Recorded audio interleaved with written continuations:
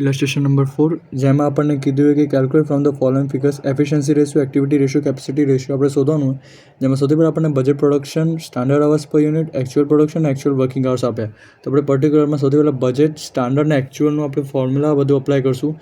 જેમાં આપણે જો પ્રોડક્શન બજેટ માટે 880, એકચ્યુઅલ માટે 750 અને વિચારશો કે સ્ટાન્ડર્ડ માટે 750 કેવી રીતે આવે.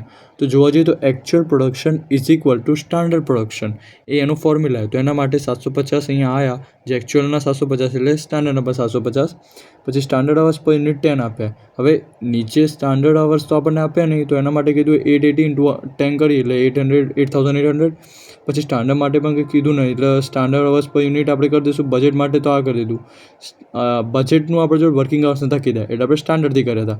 સ્ટાન્ડર્ડનું અહીંયા કીધું હોય કે 10 જોડે, તો 750 ઇન્ટુ 10 કરી દઈશું. પછી એકચ્યુઅલ વર્કિંગ અવર્સ 6000 જે આપણને ઓલરેડી આપ્યો, તો આનો ગુણ્યા કંઈ કરવાની જરૂર નહીં.